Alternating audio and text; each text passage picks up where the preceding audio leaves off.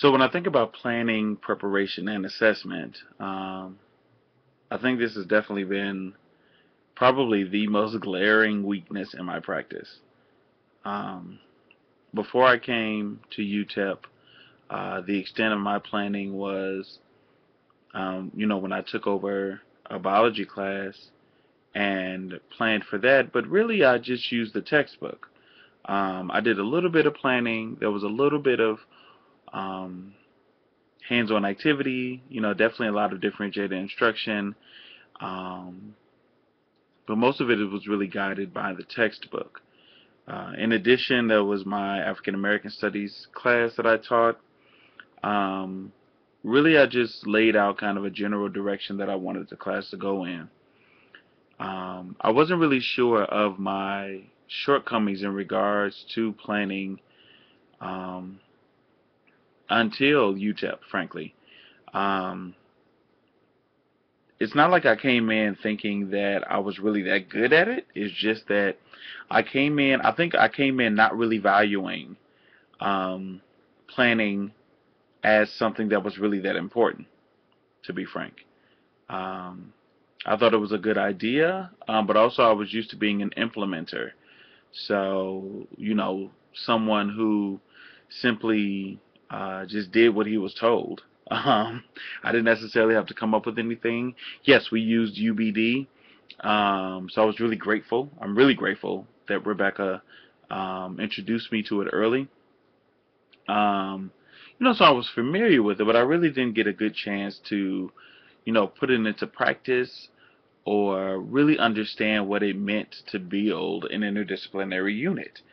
Um, I really appreciate that Rebecca introduced me to that. And so when I got into UTEP, my first encounter with planning, and in a way I didn't appreciate, was lesson planning for tutoring. And I remember how much I hated it and how much I didn't want to do it. Um, but I do remember that they were very helpful. I do remember feeling like I had some direction to go in. I just didn't enjoy the time that was put into it. And the funny thing is that those lesson plans were written for us, but I know there were ways that I had to tweak it for Brighton and others. Brighton was the special case. Um, and I didn't like that either. I know part of it was just my own struggle with working with younger kids as well.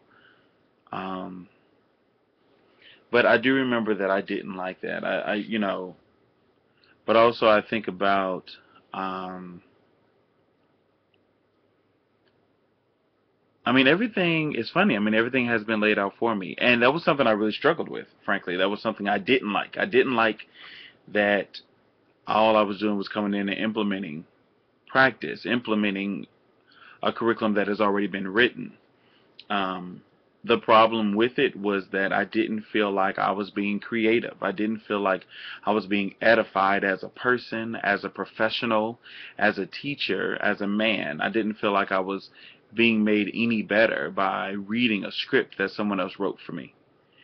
This became a lot more problematic in my first placement. Um, because there I had the Basel Literacy Program, Lead 21. And I think there are a lot of great things about it. And it was easy, right, to do it.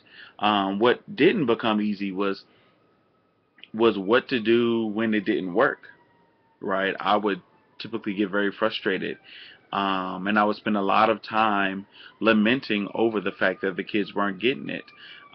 Whereas if I had planned it myself, right, with essential questions myself, things that I was passionate about, things that I knew the kids were passionate about, I knew that they could be pulled into it.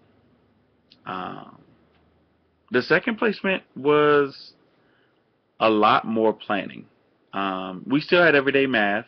I still desperately, I struggle with everyday math a lot.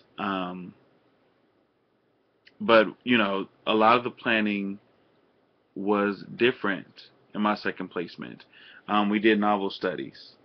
And so that definitely required a lot more background knowledge. That definitely required that I actually knew Like I had to read in advance as opposed to with Lead 21, I could really just kind of come in, and Everyday Math, I could really just kind of come in and go through it the morning of or the night before or maybe the Friday before the Monday and be just fine. And maybe that's not what they intended to be, but I'll be frank with you, that's what it becomes um, when I'm just reading off the book for class. The second placement um, was different because I was doing novel studies and I had to do the reading beforehand, and it became very apparent very quickly that reading the chapter just the day before was not sufficient. Miss Willis could do it because she had been doing it for a few years, so she already knew where it was going. But there were so many things and so many ways that my brain was exploding in the moment that I wasn't necessarily comfortable with. It became very apparent that I needed to plan a lot better. Hence the IDU on Egypt. I spent some time at Parker, Francis Parker Elementary School, just to kind of get an idea of like what do they do. They do these 8-week long IDUs on ancient Egypt and ancient Greece with a little bit of 4 weeks of whatever they want. And I was really intrigued to see like what is that about? I mean, how does that work? How do you plan that much out? I was also concerned because I didn't want to take forever to plan. Um, but what I noticed was the children's engagement, and I think that's what started to change my heart towards planning. Um, Now I love it. I mean, I've noticed how when I first entered the program, I was not a planner by nature. I think I definitely was a visionary, someone who could see the forest, couldn't necessarily see the trees, still have a hard time focusing on details. But I am noticing that now at the end of the 2 years, I plan for everything. The running joke in my life outside of UTEP is that I have databases for everything. I have budgets, I have plans, I have schematics, I have things to plan out my whole life. And that can be a problem. Sometimes you can overplan. But it's helped me to fall in love with the planning process. And so when I planned my IDU on ancient Egypt, it was very intentional. There were definitely some gaps. I definitely had problems assessing. I still don't really have a strong assessment um, structure in my brain about how that's going to work, but I have some ideas. Um, but definitely I knew where we were going. I felt like the kids knew where we were going. They didn't know why we were doing it. That's something I need to work on. But, definitely we all knew where we were going with it. And I think the thing that I love the most about it was the ways that I was engaged in the content and in the process through the planning process. I mean, the way that it was planned helped me to become very invested in it. As opposed to like an Everyday Math or Lead 21 where I wasn't necessarily invested in it. I just wanted to make sure I implemented what they'd said to the best of my ability. And frankly, my best work as an implementer is only good. But I'm noticing that my best work as a planner, when I get to plan it all and do all of that kind of execution, is excellent. Um, and I greatly enjoyed it. So now I'm working on getting ready for the third grade class that I'll be teaching next year. Very excited about that.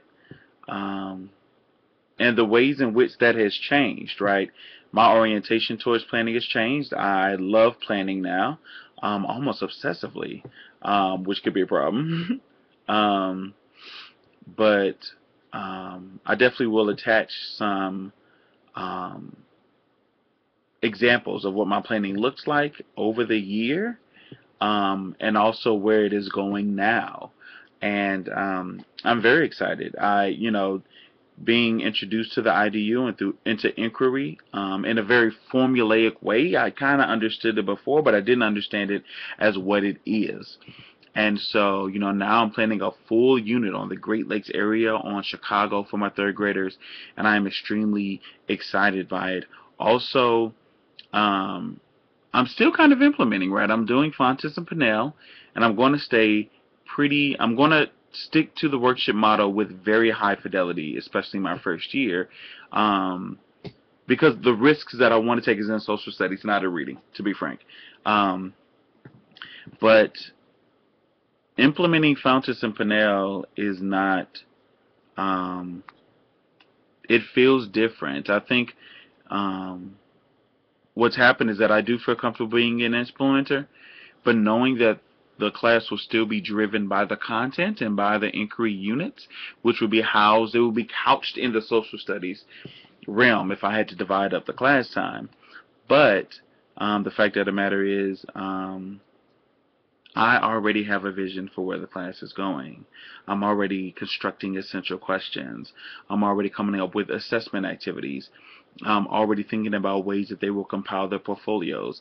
And the funny thing is as that's coming along, um, valuable and authentic ways to assess is starting to come out um, of it. And I think what I'm learning is that I don't have to have the assessments all ready to go before I plan out the unit, right? It takes steps. Max has been very helpful in helping me to draw out a calendar first, then to draw out the week plans, and then draw out the lesson plans. That there is a step to this.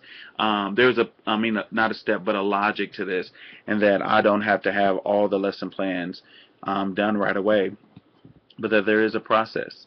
And so right now I'm working on the calendar, and then the weekly plans are coming together, and then lesson plans are coming later. Also, a big thing that I've been learning over this summer, especially, is that I don't have to have all of the lesson plans for the whole year done before the school year starts. That was a huge problem that I had. One of my big problems with planning is that I feel like I have to have it all ready. Um, but one of the things that I grew the most in, according to my CI, Miss Willis and I agree, it was my flexibility, my ability to change and adjust as the lesson or as the children called for it. And so I'm understanding that even as I'm drawing out a plan, that is just a plan, and that the process is more important than the destination. And so just us getting through the year is going to be extremely valuable for everybody. And what's going to help that year to be very successful is that I plan and that I'm intimately connected to my plans. That these are not plans that are thrown together haphazardly, but that they are well thought out, that they are logical, that they are responsive to the children's needs, and that they also take my needs into consideration as well. So I'm extremely excited about that. If you take a look at the attachment, it will show you kind of the progression of my planning over the last year. I don't have anything from the first year because my laptop crashed, and so I lost all of that data. But this is still the weakest area of my practice, and my hope is that I become at least proficient in it. I can't say that I really want to become an expert in it, honestly. My expertise, I believe, is going to be in another domain. But this one I at least want to become really good. And I'm okay with that. I don't have to be transcendent in this area. Um, that's it for planning, preparation, and assessment.